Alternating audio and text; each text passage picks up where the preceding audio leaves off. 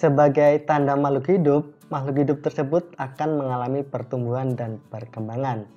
Misalnya saja nih ya Sobat Bio, pada manusia setelah menjadi bayi dia akan tumbuh menjadi anak-anak, remaja, dewasa, dan kemudian akan menjadi tua. Lantas bagaimana dengan hewan? Apakah cara tumbuh dan berkembangnya sama dengan manusia? Untuk menjawabnya, pada video kali ini kita akan mempelajari terkait pertumbuhan dan perkembangan pada hewan. Oke, langsung saja saksikan yang satu ini.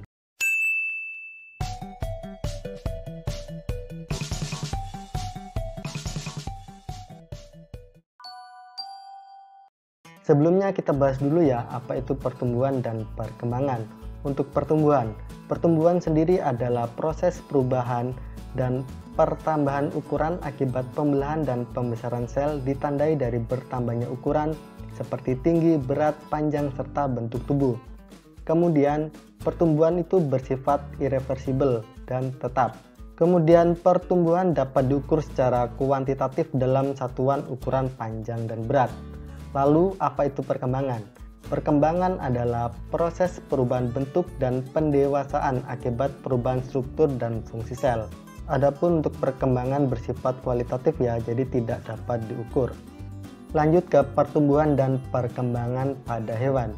Pertumbuhan dan perkembangan pada hewan terjadi pada seluruh bagian tubuhnya, diawali dari proses fertilisasi, yaitu proses terjadinya pertumbuhan sel telur dengan sel sperma. Pertumbuhan dan perkembangan pada hewan ini dibagi menjadi dua fase utama ya Sobat Bio. Yang pertama ada fase embrionik, yaitu dimulai dari zigot sampai embrio. Kemudian fase pasca embrionik yang dimulai sejak terbentuknya embrio. Lalu ilmu apa yang mempelajari tentang pertumbuhan dan perkembangan pada hewan ini? Ilmu itu disebut sebagai SPH, yaitu struktur dan perkembangan hewan. Adalah ilmu yang berperan sebagai dasar untuk ilmu-ilmu lain dalam bidang hewan, antara lain fisiologi hewan, taksonomi hewan, biokimia hewan, genetika hewan, anatomi hewan, mikroteknik hewan, dan lain-lain ya. Di sini dipelajari struktur anatomi suatu organ, ontogeni organ, dan perkembangan mulai dari gametogenesis sampai dengan terbentuknya embrio. Oke, akan kita bahas lebih detail ya. Yang pertama terkait fase embrionik. Fase embrionik merupakan fase yang dimulai dari terbentuknya zigot sampai berkembang menjadi embrio. Nah, pada tahap ini zigot yang terbentuk dari proses fertilisasi antara sperma dan sel telur mengalami pertambahan jumlah sel akibat pembelahan secara mitosis. Jadi, zigot tersebut akan melakukan pembelahan sel yakni cleavage lalu membentuk organ-organ hingga menjadi individu yang utuh. Ada beberapa tahapan yang harus zigot lewati. Apa saja tahapannya? Mari kita perhatikan pada gambar berikut ini. Bisa kita lihat yaitu tahapannya dari zigot dia akan menjadi morula, kemudian blastula, kemudian gastrula, dan embrio. Untuk zigot sendiri itu terbentuk dari fertilisasi yang berupa sel tunggal diploid atau 2N. Selanjutnya tahap morula. Pada tahap ini zigot akan mengalami pembelahan mitosis berulang kali menjadi 2, 4, 8 sampai dengan 64 sel. Sel-sel yang terbentuk ini dinamakan blastomer. Kemudian saat berjumlah 64, blastomer tadi berkumpul dan membentuk belah sel yang tidak berongga seperti buah arbei dan dinamakan morula. Nama morula itu diambil dari bahasa Latin loh Sobat Bio, yaitu morum yang berarti arbei. Keren kan? Kemudian tahap blastula.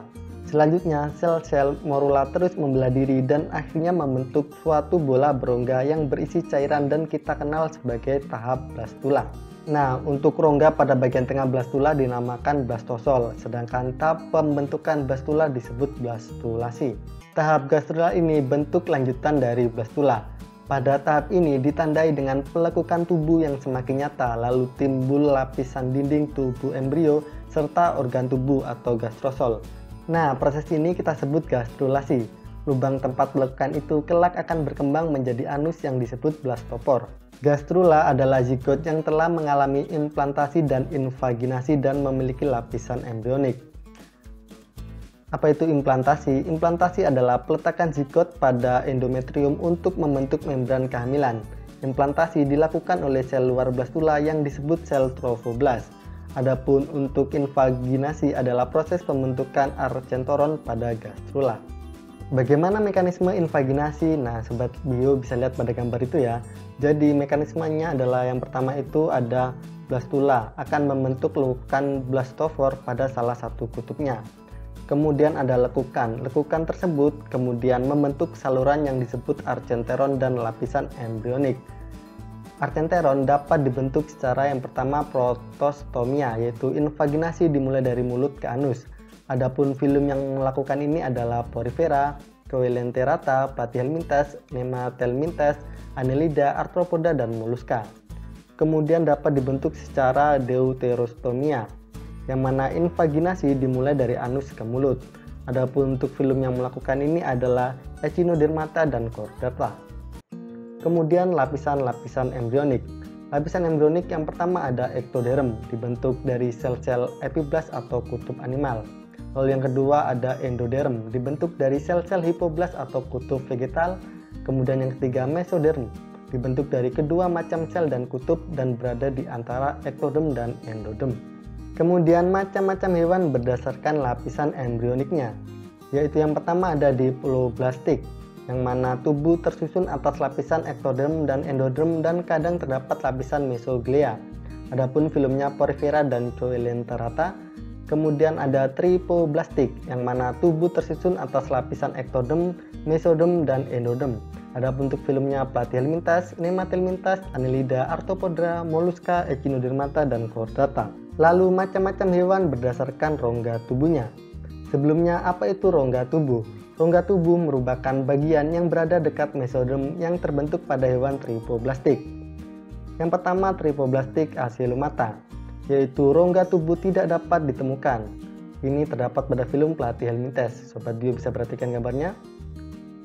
Di situ ya, tidak ditemukan karena di situ ada hanya ektoderm, mesoderm, archenton, dan endoderm. Kemudian yang kedua tripoblastik pseudocoelomata, yang mana rongga tubuh semu yang merupakan saluran tubuh yang memisahkan alat pencernaan dari dinding terluar dan tidak dibatasi mesoderm.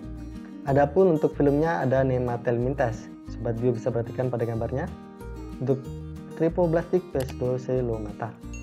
Lalu yang ketiga ada tripoblastik coelomata, yang mana rongga tubuh berkembang menjadi mesenteron yang berisi organ dalam yang dibatasi mesoderm dan menghubungkan bagian dorsal dan ventral, yaitu filum Annelida, Arthropoda, Mollusca, Echinodermata, dan Chordata. Kemudian fase pasca embrionik. Fase pasca embrionik dimulai sejak hewan lahir atau menetas. Pada fase ini, kecepatan pertumbuhan dan perkembangan setiap anggota tubuh tidak sama.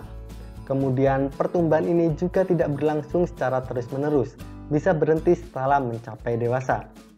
Sementara itu, perkembangan dimulai ketika alat-alat kelamin sudah mampu memproduksi sel-sel kelamin atau gamet.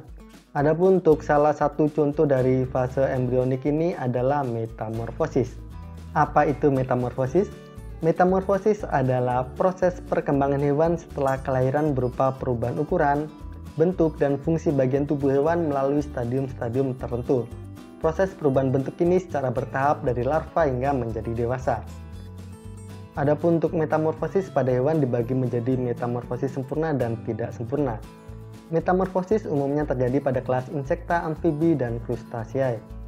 Nah, adapun untuk gambarnya bisa Sobat Bio perhatikan dimulai dari insekta. Insekta itu serangga. Jadi ada yang amitabula. Amitabula itu tidak bermetamorfosis. Di situ Apterygota ya, dia tidak bersayap. Kemudian yang melakukan metamorfosis yaitu yang metabula ada Pterygota, yaitu serangga yang bersayap. Kemudian ada holometabula, yang mana metamorfosis sempurna.